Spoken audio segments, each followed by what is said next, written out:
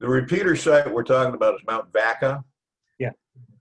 Mount Vaca had that fire blow right through the top of that hill. It took out the electrical service.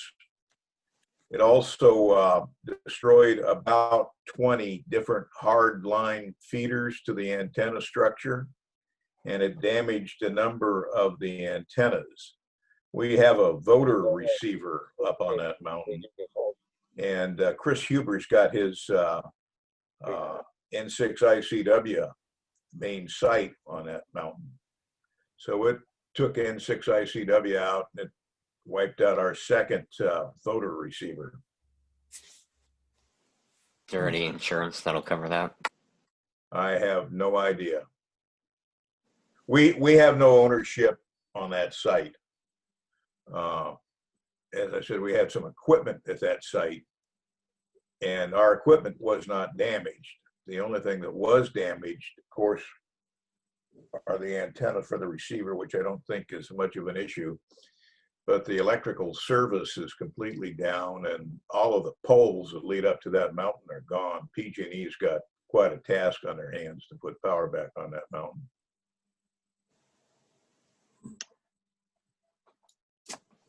Chris is on. Chris, have you got any other news you want to share about what's going on over there? Can you hear me okay? Yeah. Yes. Oh, okay. Just didn't know the mic was up. Phil covered most of it. 50% of the PG&E poles in the immediate vicinity are down or have some damage, but they have a major rebuild. It may be back up with power for PG&E in a couple of weeks. They have an army of folks out there. They're working primarily down on Pleasant Valley Road where the residences are, and of course that's where the power to the mountain comes from, so they're working their way up the mountain. And a lot of it's tough terrain. It's almost 3,000 feet they had to get up to. As Phil mentioned on the repeater site, the building that the equipment is housed in, it was one of the first ones. It's a cinder block building built back in 1955, and this is the third fire it's been through. It's the external stuff that gets beaten up real badly. Now, there's 30 radio sites over 2 miles over Mount Vaca, and there were a couple buildings lost, but mostly external towers and power issues along the ridge. And some sites survived. The fire was just really wild. There is a video running around, if you can get to see it, of the one of the radio sites on the north end, about a mile north of where I am, and the fire came from the north. So this was from lightning that occurred, and there was like 7 or 8 strikes occurred 2 days earlier approximately, and then they had these flare-ups, and it came from the north going southbound from the Napa County line. The ridge of Mount Vaca borders Solano County and Napa.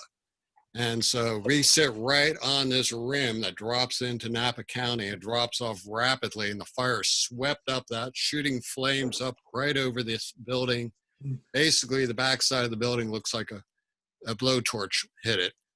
The site just south of us, 100-foot tower, antennas were melted at the 100-foot level.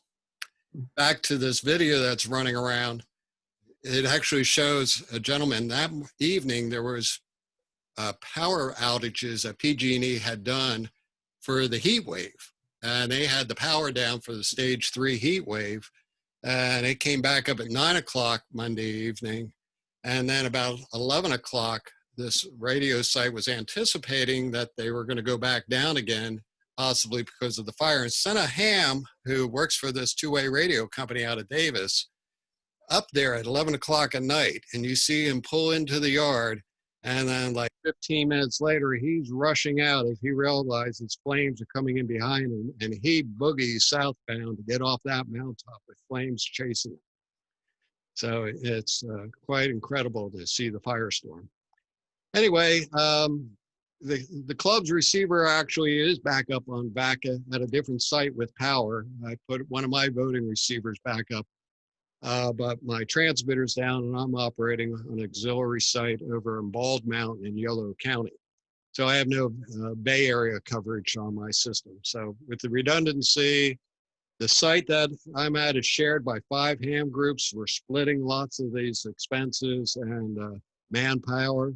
Next step is Thursday. We're meeting with a structural engineer who's volunteered his time to come up and inspect the tower and guide wires to make sure it's safe for us to work on.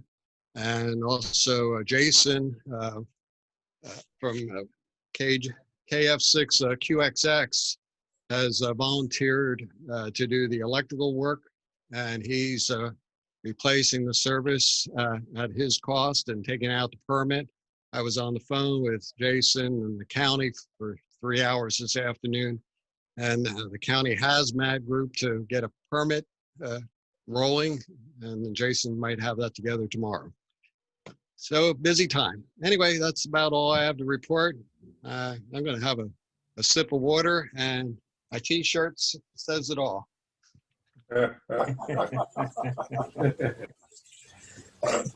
Chris, this is David. How close are you to the PG&E site? We're the next site south of that, so we're looking right over at them.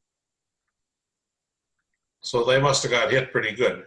No, actually they didn't. Again, it's the way the firestorm moved along the ridge and whatever protection you had. We had the brush cut back quite a bit, but we couldn't do the downhill slope, and that's where the flames shot up and just rolled over the top of the ridge. Then went eastward down the ridge towards Pleasant Valley Road. Usually fires are always going up the ridge. Well, went up and over and headed towards Vacaville, and they stopped it at Pleasant Valley Road, and it went south all the way to Interstate 80 where they stopped it there.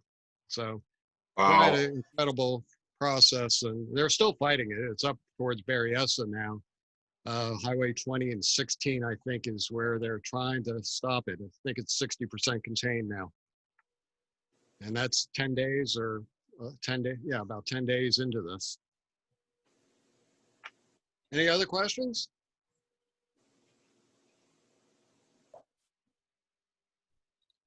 All right. Thanks for the update, Chris. My pleasure. Let's see. All right. So before we get started with homebrew contest, do we have any other updates or any announcements from anybody? Oh, but this is Chris again. I do have a little show and tell. I have it sitting right here. If you can see, this is a GPS antenna we had at the site. We have a GPS receiver that is used on the 147.195 transmitter. It's accurate to less than 1 cycle. And as you can see, it has an end connector on it. It's a active antenna, and it melted. It's made by Lucent, but it's pretty rugged because let me open it up here. There's the little antenna inside, and it's still all intact. Really, all I need is a new dome. Anyway, share that with the group. Thank you. Thanks. Yeah, I have the video here that Chris sent. If you want, I can share it to everyone so you can take a look. It's a little short video of the fire. Sure. Okay. Okay, let me see if I can do this here. Okay.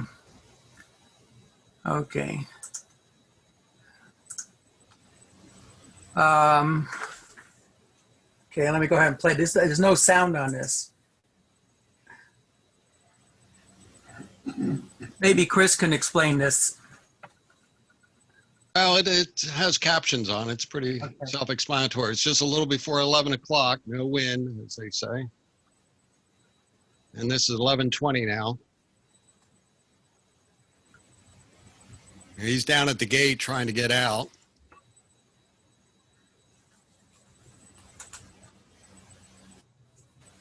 Now they speeded up the video. That's why his light's flashing rapidly, but you can see the glow of the flames starting to come up.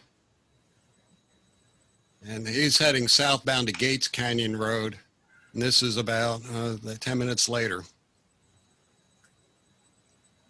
There's 2 sites right across where the flames are flashing that you'll see at the end of the clip.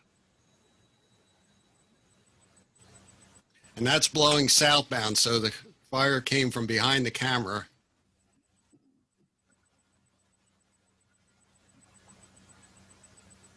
And about this point, the power will probably go out and they have no more video. But you can see the firestorm. That's how it was going up and down the ridge. And this is like site 7 of 30. And so they start at number 1 at the north end over 2 miles, and we're down at 27 at the far south end of the ridge. And there you can see how it's smoldering.